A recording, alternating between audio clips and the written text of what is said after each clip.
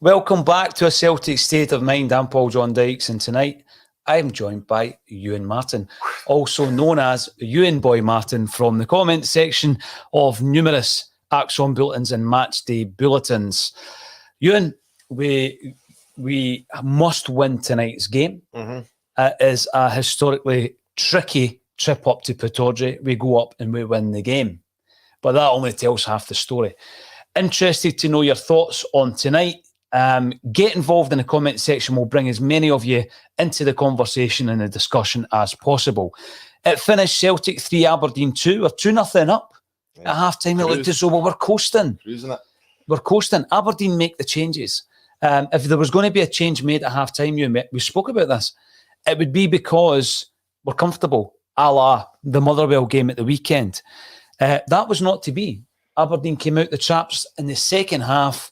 Talk us through how you felt we dealt with that challenge in the second half. Badly. I mean, there's a 10-minute spell. I mean, Aberdeen just became much more direct, very physical, getting the ball in the box quicker, running at us quicker. And we just didn't cope. I mean, you and I were discussing watching it before Aberdeen scored. We're like, we've got to make a change here because Aberdeen were overrunning our midfield. I mean, Hatate was just off the boil, especially second half. And Aberdeen were just running the midfield, and you just knew it's coming. The Aberdeen goal, and then they got the one, the other one got cut off, and then they got the second, and you're just thinking at that point, you're thinking, is this going to be a bad night? But thankfully, we've got a player called Jota. The nerves during that second half, we've seen the full range from the first to the second half of elation and then concern and worry and a wee bit of distress when it went back to 2-2. But the point you make in relation to Aberdeen coming back into it, they come back. We'll cover the first half as well, but they come back into it, and it's Ramirez who's good for a goal. I mean, he's a player that's I think I'd need to check. I think he's 13, 14 goals this season. So he pulls it back to 2-1. But it was just after that where the Aberdeen get a goal disallowed 2 minutes later. And you and I had that discussion, and it's actually Chancellor that brings it up in the comments field. Don't know why we left the sub so late when we've been so flat. It was at the point of the goal that was disallowed that you and I said, right, it's 3 minutes shy of the 60-minute mark, but we need to make the change at the moment because Aberdeen had us on the back foot. Lo and behold, 3 minutes later, they equalise. And, of course, it's Ferguson who scores the goal. How disappointing is it, though? We've praised Celtic for the defensive displays this season. We've got the most solid defence in the league. But, again, it's two set pieces, one from the left, one from the right, that we failed to defend you. Yeah, there was a 15-minute spell in that second half where we just lost our shape, our calmness. The good things we've been doing well. Aberdeen, you have to give Aberdeen credit for the way they kind of upped the tempo second half, and we just didn't like it. And so when Aberdeen got that first goal, we were crying out. You could see Aberdeen were on top, and we had to make the change. And I don't know why Ange waited so long.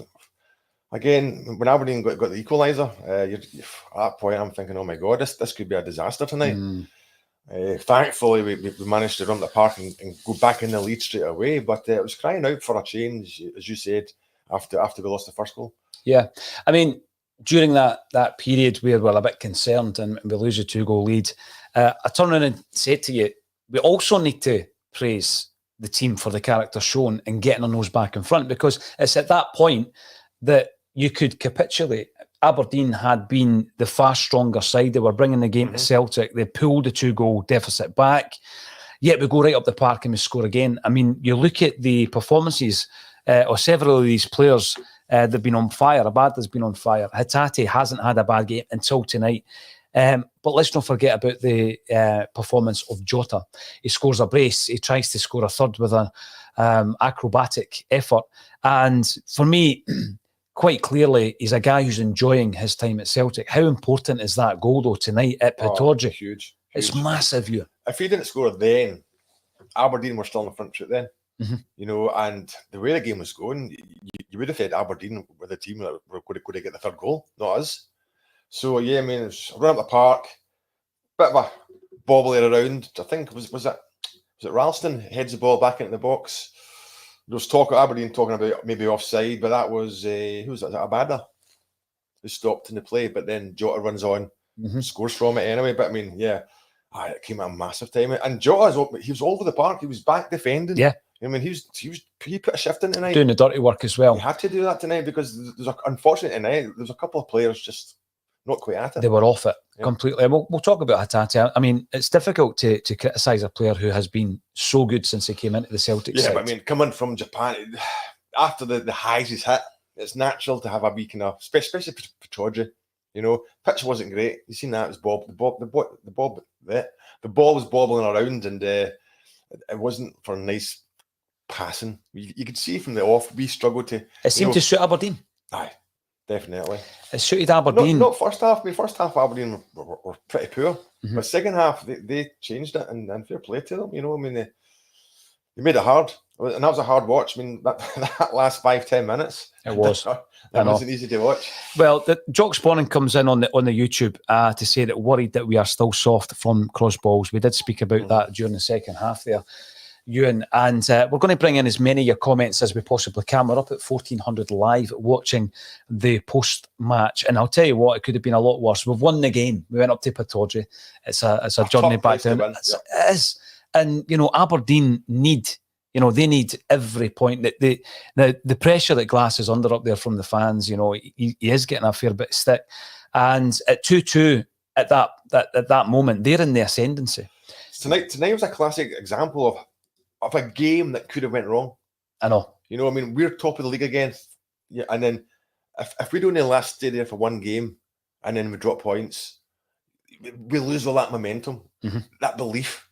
That goes in a second. But thankfully, and again, it shows you we are resilient. You know, I mean, when things weren't going well, when we lose a 2-goal lead, we bounce back straight away, and then we see the game out. It wasn't pretty, but you know, I mean, anyway, but sometimes you've got to win ugly. Well, and, that's what we did. Yeah, and Jock comes in to say that, Jock Spawning, you can't win beautiful all the time. The disappointing thing is, and there's a few points coming through in relation to the defensive nature of the goals. The first one, it was the fact that you could see that movement and not a single Celtic player followed him for the first goal. It's a crazy free kick. I mean, I suppose Aberdeen was well inventive, but I mean, we fell asleep. The guy just had how much space in the box. It was a good finish. I mean, there's a lot of bodies to get through, but bad from us. He ghosted in. And then when you're looking at Ferguson, the stat, I mean, he scored 7 goals against Celtic. Wow. We know what he's capable of. He done it in the last game. You know, he beats Beats onto the ball. He done the exact same tonight with the cross ball. We need to do better now. Jake Ryan, though, takes it a stage further and reckons that the only thing at Celtic that hasn't changed is Kennedy and Strachan and conceding constantly from set pieces. The two must be linked, and something drastic needs to be done. We won't keep winning. Well, we spoke about that in the second half. I says to you, it's interesting how when things are going pretty well, nobody mentions Kennedy and Strachan. Yeah, we've not done well tonight from set pieces, and I agree that we need to improve on them. But at this stage of the season, it's pretty clear Ange's happy with Strachan and Kennedy. I mean, they've barely had a mention in terms of a negative, you know, this season. So every time something goes wrong, we can't focus on Strachan and Kennedy. Yeah, I mean, we've barely dropped a point in the last, since God knows when, the last time. I mean, I know we've had like 3 draws and an X amount of wins in a row. I mean, was that our 7th win tonight in a row? Yeah. I think 7 or 8 maybe. But that's wins in a row now. So we're not dropping points. And I know tonight was ugly. Maybe fortunate in the end to kind of hang on to get the 3 points. But a team of champions does that.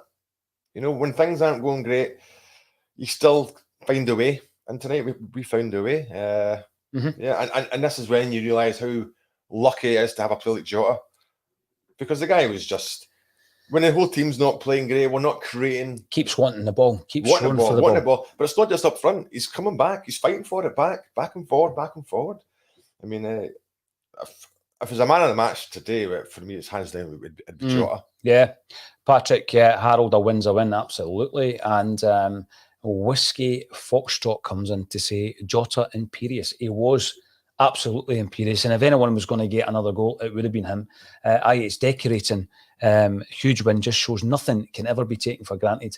Now, when you look at this season and the amount of times people are comparing several aspects of the season to the Wim Jansen season, we know that went down to the wire. We know that it was a nail biter. We know there were afternoons, Ewan, where it was a topsy-turvy. We weren't at our best. Points will be dropped. And I think that what you said there in relation to tonight, yeah, it could quite easily have put the momentum elsewhere. Oh, totally. Because obviously they are turning the screw at Ibrox. But the way I'm looking at it tonight, it's 3 points, says Optimo. David Bradley, massive. Absolutely, it's a massive 3 points. Huge. But we want to talk about some of the performances, some of the individual performances. We've spoken there about maybe a frustration that things weren't changed up a wee bit sooner. But let's have a look at some of the performances, because two of the guys that came off, the first two players that came off were Hatate and Maeda. Now, since they've come in, there has been nothing but positivity, something of a furore over the January signings. And Hatate in particular has been very, very impressive. Mm-hmm. We've seen cameos from Maeda, and I said at the beginning of the game, I was looking forward to seeing him starting and hopefully getting the full 90 minutes. What was your thoughts on both Maeda and Hatate tonight? I think Maeda did a lot of good running. He was everywhere. He was tracking back. Just didn't get the chance really to do much up front, like to put the ball in the net. But I thought overall he put a good shift in. Hatate was just a bit off it, especially second half. I think when Aberdeen up their game, Hatate was still looking for that, really good killer pass, but it wasn't coming off. So we were losing the ball, and it was just giving the momentum to Aberdeen. So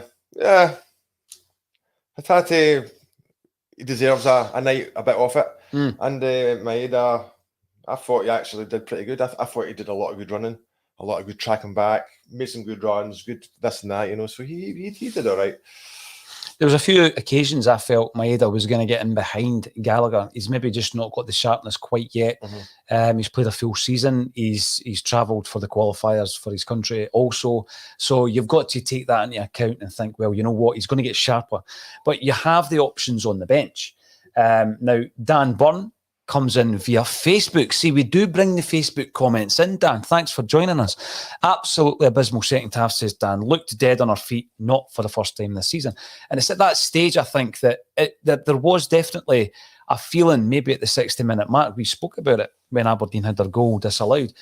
Make the change, freshen it up. You and I were calling for Rogic to come in. I think when the changes were made, though, it was the right changes. So he brings on Beaton for Hatate, who wasn't at the races tonight. But again, I loathe to be too overly critical of Hatate. It was always going to come, that performance that we got tonight. Beaton comes in just to try and solidify it. He's more of a defensive-minded player, so I get that. And we bring on Giakoumakis for Maeda. And Giakoumakis, again, the word that keeps getting used is he's a nuisance. That's the word that is associated with Giakoumakis. But he gave away a lot of free kicks. I think it was unfair on Giakoumakis. He was just putting himself about and he was penalised time and time again. But he does give you something different when you bring on Giakoumakis. He's got that physicality. Yeah. And it's a difficult game tonight to come in that late on when it's 3-2. You want to cling on, you want to keep the ball, win the ball. So I think he was probably instructed, look, win the aerial battles, try and hold the ball up, just get your foot in the ball and try and keep possession as much as possible. Mm-hmm. But unfortunately, he gave away a few free kicks. But I mean, he's a big lad and he can put himself about. Yeah, he definitely can. And we don't have a love-hate relationship with Giakoumakis. He just had a couple of poor games and he was commented on. Now, Jungle Lion comes in. Welcome to the show. Thought the changes were too slow today. That seems to be a theme coming through the comments. You're shouting at your screen. Make the change. Make the change. I mean, the thing is, as well, the manager is also being advised by the people with regards to the heat maps. Strachan's got the data. Does the change have to happen now? And sometimes I think you can be too stringent. You've just got to look at the game and know that you need to make a change. You've got to stop Aberdeen in their tracks. And we saw it, when they scored that disallowed goal. As soon as they scored the change, what was that, 53 minutes they scored? That's when us two were both saying, quite make the change now, because we had to gain control of the game back and we lost it. Yeah, absolutely. We're getting a comment again. See, that's our second comment coming in from Facebook. You know, it's not all about bringing up the same people all the time. If you make a good comment, we'll bring it up. Another 3 points closer to the title. Exactly, That's the most important thing. Mm-hmm. And yeah, absolutely the most important thing for me as well, because these games at Pittodrie on a Wednesday night, particularly, you know, a game where you've got your nose in front. It's a potential banana skin. Rangers are playing at home. They've no, you know, Hibs haven't got a great record at Ibrox as of late. Maloney's under a bit of pressure. If Hibs get anything at Ibrox tonight, it's an absolute bonus. You're not expecting it. So we've got to go up there and do the business. And the way I'm looking at this is it wasn't a vintage Ange Postecoglou performance, but we've come away and we've won 3-2. The set piece defending, you know, I'm pretty sure Ange Postecoglou will be all over that. I'm pretty sure Joe Hart, Cameron Carter-Vickers and Starfelt will also be disappointed, because we do have that prestige, if you like, of having the best defensive record. So where do we find that balance? We're being critical of the defence, but they've basically performed better than anybody else this season. So where do you stand on that? Is it just a few tweaks required? I mean, it's quite clear that... I think obviously a lot of teams watching that tonight will think, oh, there's a chink in Celtic's armour. Yeah. That's how you get us, you know, to be much more direct, a bit of physicality, trying, instead of, you know, like trying to do a slow build-up or hitting just long balls. But I mean, they were getting guys down the flanks and overlapping our flanks and whipping balls in, and they were big and physical, you know, and we didn't like it. But we've played now twice at Pittodrie, and we've won both times. We don't have to go there again. We've taken 6 points out of 6. I'm happy with that. I'm happy. Yeah, I mean, 9 out of 9 against Aberdeen, as you say, 2 tricky ties up there. The first one, bit of a turning point actually, going up there and winning 2-1 first time round. Now, the thing is, with regards to this, we've got to try and take a wee bit of the emotion out of the situation. It's right after the full-time whistle, and we can get caught up in it. And we've got a comment coming through here from Joe Steiner. Japanese boys aren't the players we thought they were. Now, come on. Come on. We've seen nothing but tremendous performances from Hatate. He was off the boil tonight. That happens. He's facing a challenge tonight that he's never faced before in the trip to Pittodrie. There was a stage of the game where you turn around and says, we've lost this in the midfield, and it's making the defence look bad because it's putting us under pressure.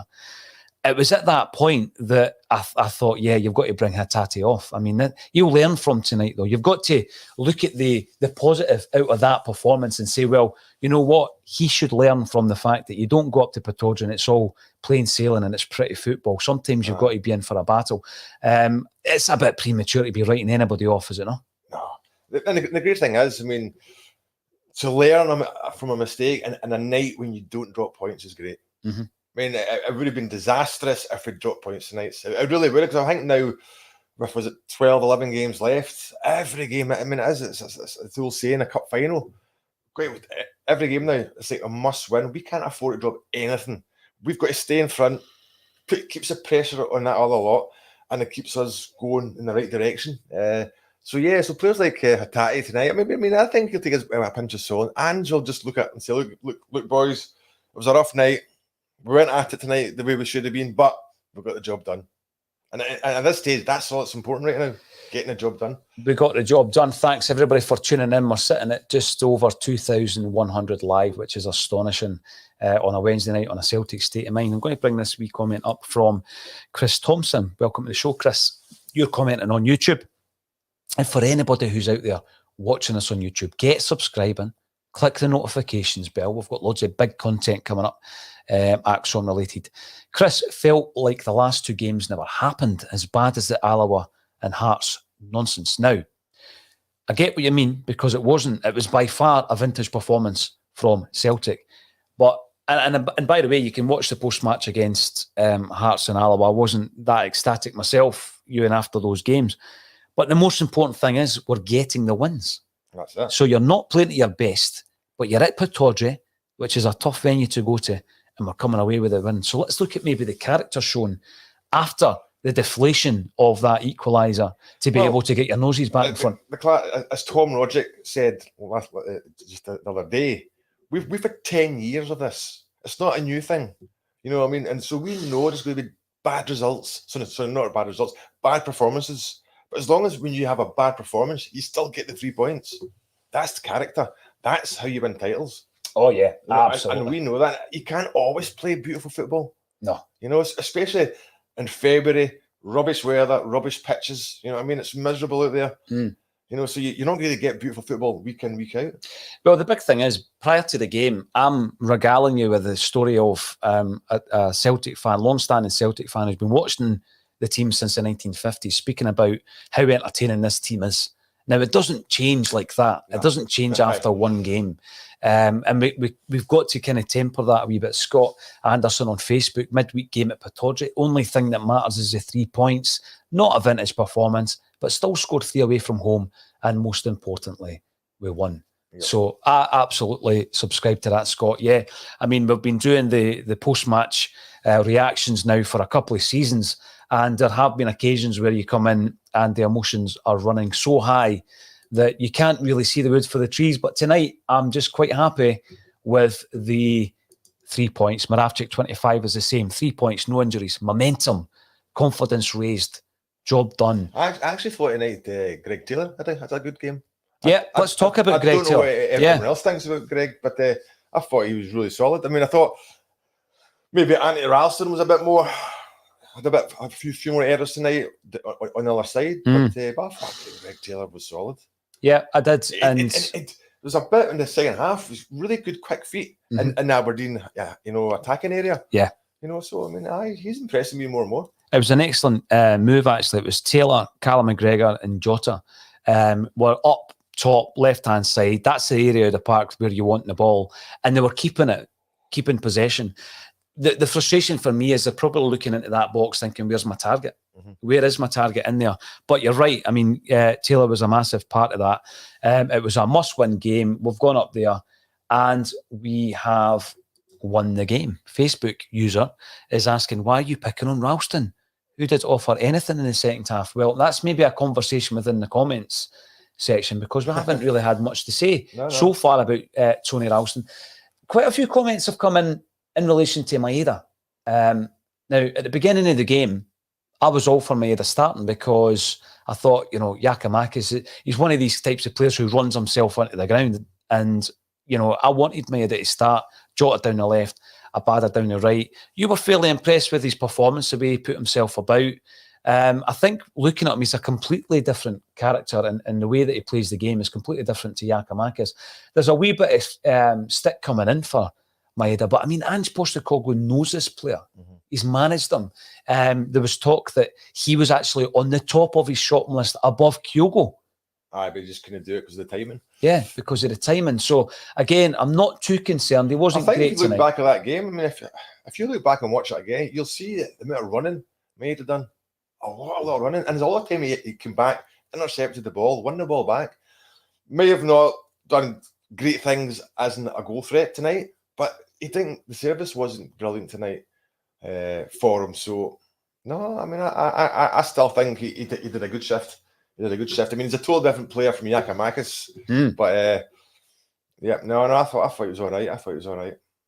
Well, Johnny Ryan Maeda, not for me, just runs about. But I think what you've got to look at when he's doing that running and he's closing people down is he's stretching the back line, he's stretching Aberdeen, he's creating spaces down the flanks for the likes of Abada and Jota. So although it could be something that doesn't look as though he's contributing a great deal, I think he's stretching the defence. And whether or not he would start, obviously your first choice is always going to be Kyogo when he's fit. Yeah. At this moment in time, I think it's going to be all about rotation in various areas of the park, but particularly up top. Let's have a wee look at the starting lineup for Raith Rovers. What changes would you make to tonight's team, Ewan? For Raith? Well, I'd bring back, I mean, you wouldn't have to, but I'd bring in Tom Rogic. I thought today we just kind of missed something when he's not playing. He's just got that brilliance about him. That killer, I mean, things would flow better. Like the way he can pinpoint through balls for everyone. I just think he's really good at that. So I'd bring back Rogic.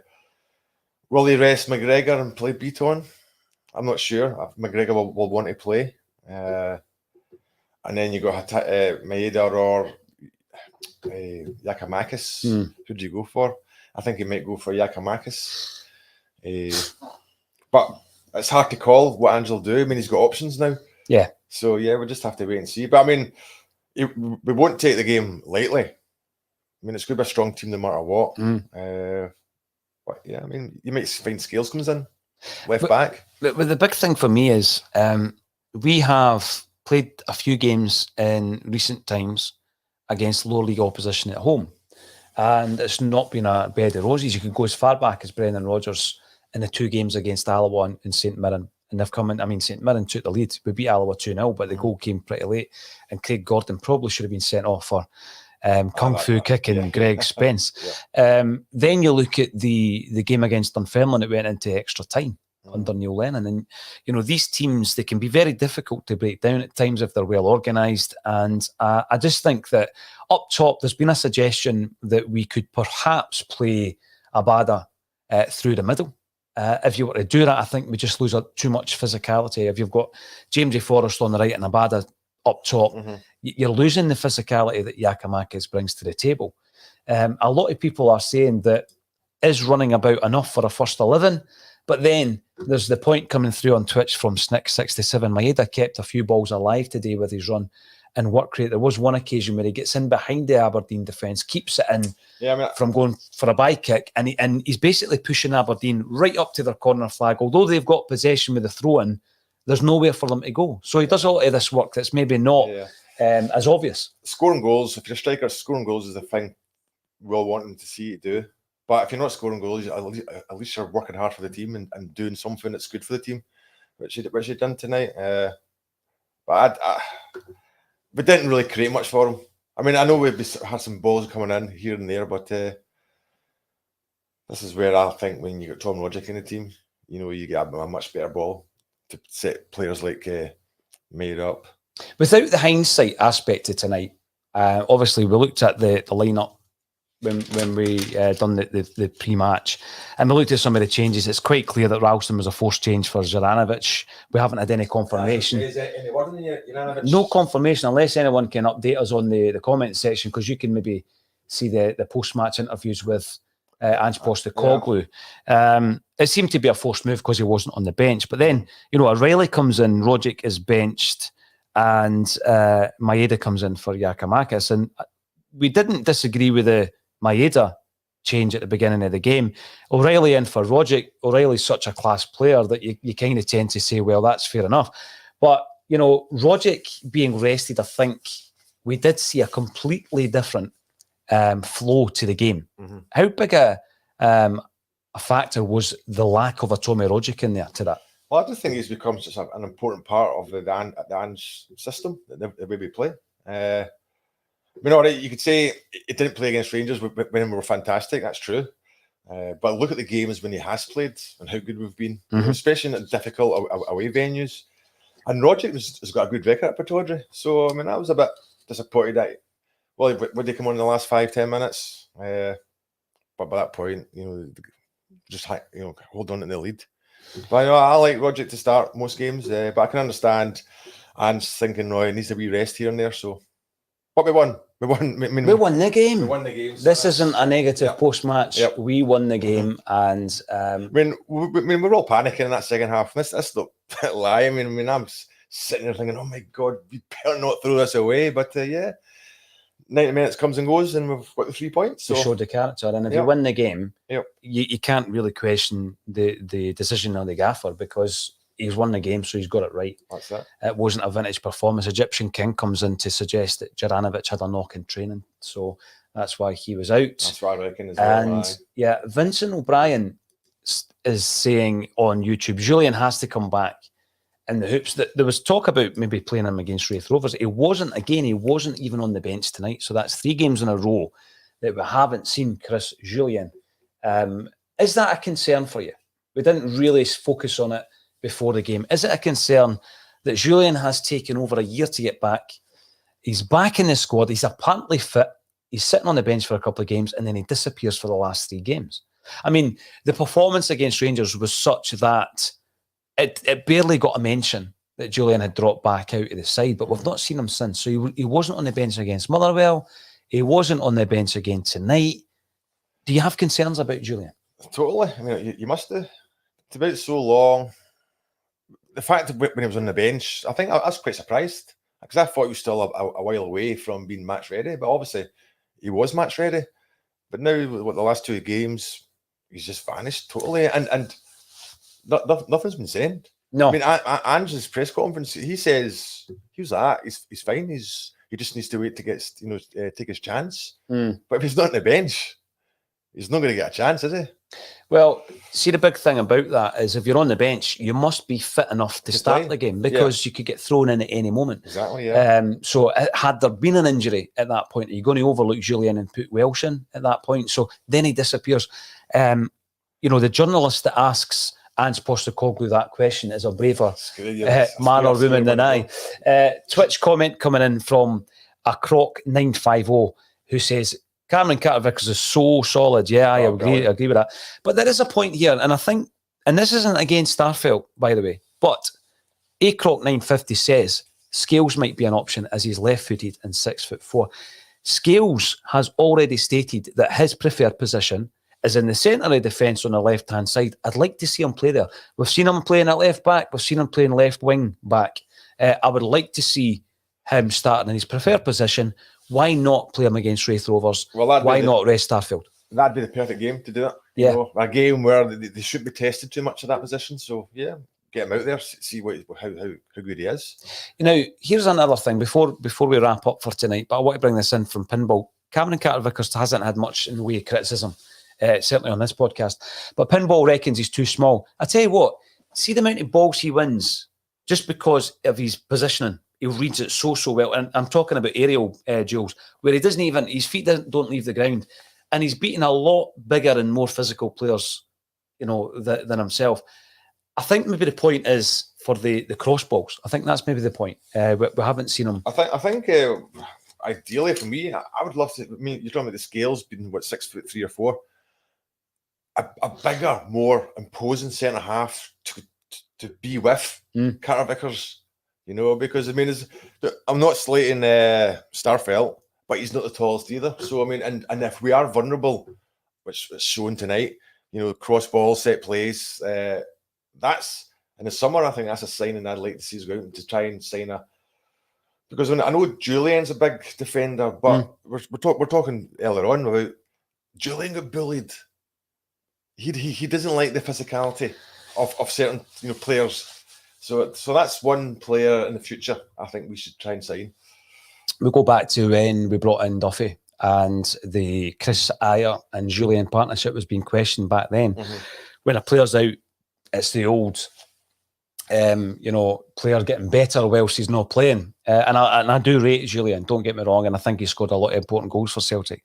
But there was questions raised when he was playing. It's not a magic wand. Julian comes in and he's going to just click back in. Interesting, Elfin Priest agrees he wants to see Scales playing there against Wraith Rovers. And let's leave it on a positive from Stephen Gallagher on YouTube. Positivity, boys. Stuff of champions. It is. Yes. We've gone up to Pittodrie. We've won the game. Away back down the road. Everybody enjoy the journey. Safe journeys. Top of the league. Top of the league. And we move on to the weekend and the Scottish Cup against Wraith Rovers. Thanks everybody for getting involved. We peaked at 2,200 odds live on the comments, which is tremendous. You've got a community there. You're all part of it. Ewan's part of it.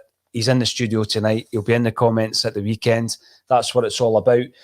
Stay in touch. Thanks everybody for getting involved. And thank you to Ewan Martin for joining me once again on A Celtic State of Mind. Hail, hail.